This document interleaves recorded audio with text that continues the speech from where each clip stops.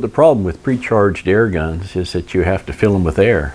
And I mean, this goes all the way back to Napoleon's times when they did have air rifles that were used in combat. It's been a problem from then up until the present day, actually. Even the hand pumps that we have today that will go up to 4,500 PSI, they take a lot of effort. I'm not interested in pumping my air gun up.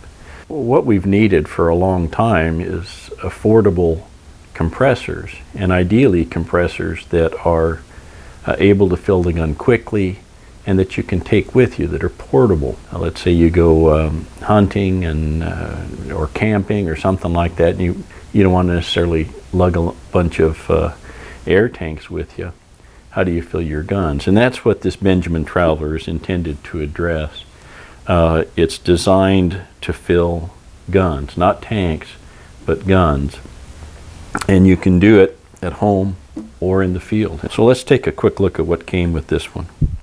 Well, first of all, there's no mystery about where this is made. It's made in China. They put it right on the box. I think all of the consumer compressors are made in China.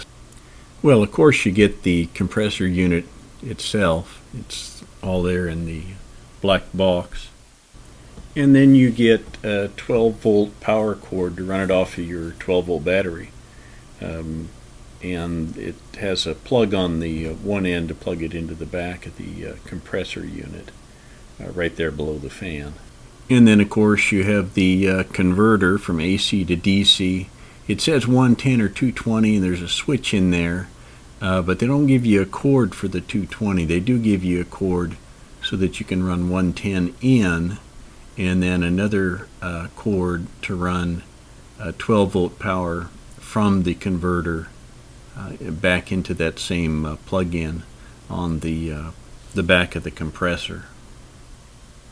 Well, you also get this cord with it. It's got female Foster fittings on each end. It's only about 2 feet long, and so you connect to the male Foster off the back of the compressor. Has the bleed valve there for when you're done filling, and it also houses an inline filter there to catch debris and moisture, and so you can actually change the filter if it gets wet or full of debris or that type of thing. I think you can see it in there. You also get a little bag with some goodies in it, different odds and ends that go with the compressor. You get some filters. You get, I think, 10 spare filters that you'll use to replace the one inline filter. And you get some little ones too, a couple of them, that go to the air intake inside the frame of the compressor. There's a dummy Foster fill fitting, and that one is kind of like a dust prevention thing. You put it in there so you don't get stuff into your hose when you're out in the field.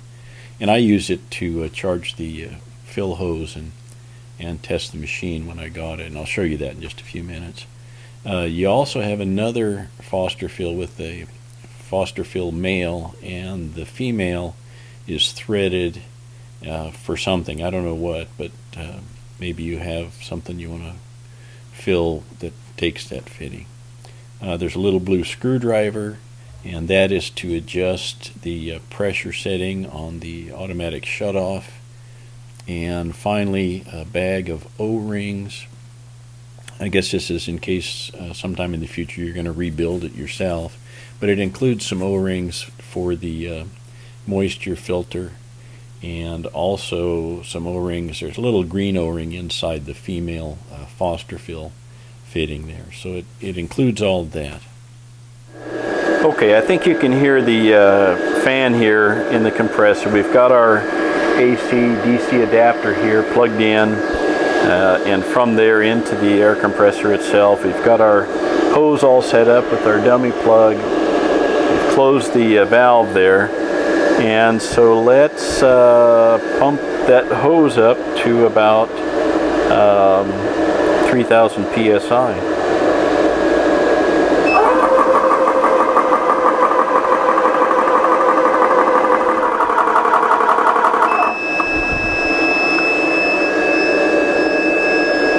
Okay, so that's how you know you're full at whatever you set your pressure gauge at, is that it beeps and you'll get an E4 message here. E4 means you're full to whatever that pressure is you set here. So the unit works. I'm very happy about that. Now let's take a look at some of the features here. Okay, you have a display here, and when you turn it on, first it measures voltage. So the converter is converting to 12 volt, and then it switches after a few seconds. This is actually temperature, I believe in Celsius, because I don't think it's 30 degrees here in the shop. Fahrenheit. There is a fan here that keeps sucking air through here and cooling the unit as it operates. So that's what that gauge there is about.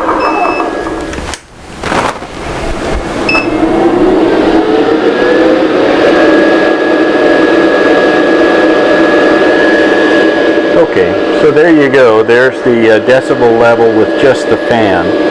Now, we're going to turn on the compressor and we'll see what kind of noise we get then.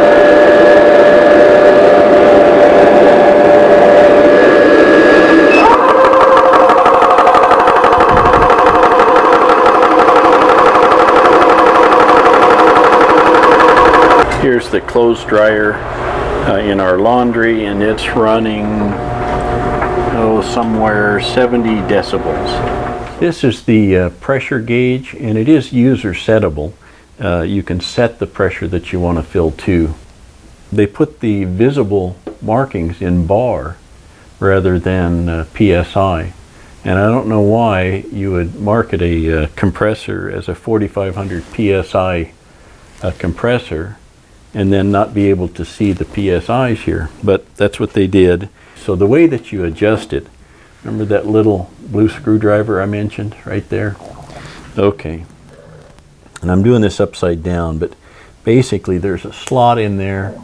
You push down, and if you want it lower, you reduce the pressure, and then it'll shut off at that, whatever that setting is. If you want it higher, you go the other direction and you set it, and it will shut off at whatever that pressure is. So that's a nice feature, being able to have the automatic shut off, and it's adjustable by the user. Really a nice feature. This compressor actually has 3 shut-offs in it. That's one based on pressure. The other is if you run it 25 minutes, the unit will shut off.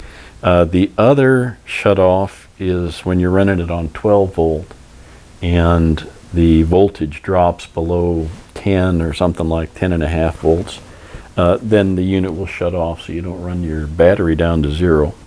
So one other feature that's kind of a safety feature is a burst disc here on the hose assembly itself, and I don't know what this is set at, but I suppose if you left your unit on and it got above 4500 up to some 5, 6 somehow, this would blow open and prevent you from overfilling your gun. In terms of maintenance, the manual says your compressor is equipped with a permanently lubricated maintenance-free motor. It says never try to lubricate the compressor. And all services other than maybe cleaning the exterior and changing the filters should be performed by an authorized service personnel.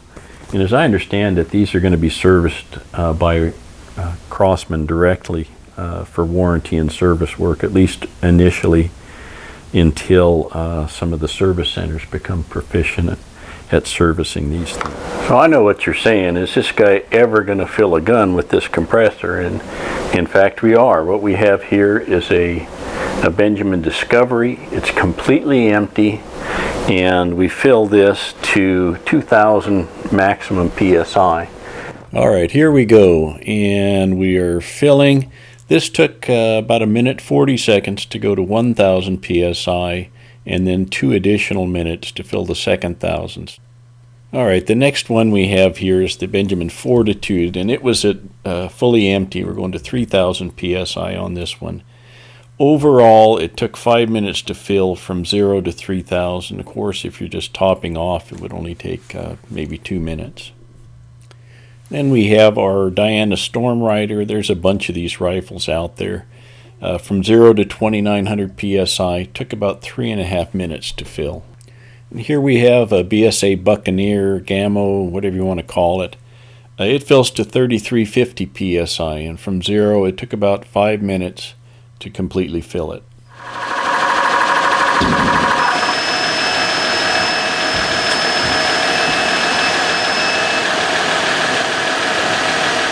Well, one thing that we're always concerned about as air gunners with our own fill equipment is moisture, and we don't want moisture going from the compressor or pump or whatever we have into our gun. And the system that Crossman uses has this Benjamin Traveler rather, is an inline filter. It's a cotton filter. It's supposed to absorb water and debris. Now, this is interesting. We filled maybe 6-8 times with this, is about it. But you can see there's stuff coming through that's being caught by the filter. In terms of moisture, it feels a little moist, but I can't squeeze any water out. But it does feel just a tad moist, so I think it is capturing moisture. I don't know how often these should be changed, but I would suggest regular, use it 10 times or something, and then maybe change out the filter, or at least check it and squeeze out whatever moisture might be in there. And you buy these, they sent a bunch of extra ones here with the compressor, but you can buy these also from Crossman. All right, let's see if we can wrap this up here. We have the shutoff gauge here on the unit, and we took a look at that, but the shutoff is really a safety feature, and you need to go by whatever the gauge is on your gun. When you tune your gun, you base it on the gauge on the gun, not on your fill equipment. A couple of things they could improve on. One, this is an awfully short hose, and I have mixed feelings, because if it's a longer hose, then you have to compress air within the hose, and so you've got a larger volume of air to compress. The instructions don't tell you what all the little messages are that show up in this window here. They are online if you go to Crossman, and there's I think the product specifications. So also you have these power cord from your 12-volt battery, and this is about a 6-foot cord, and that's probably okay. It would have been nice if it were a little longer, give you a little bit of flexibility about how and where you set up in relation to your battery. A case would have been nice to carry all this stuff, but that's not a big deal. I can always stick it back in the box and pack it that way, and if I'm in the field, I don't need the AC converter. The PSI gauge I mentioned the other day, right here, that you can see the markings in bar real easy, but you can't even see the PSI markings.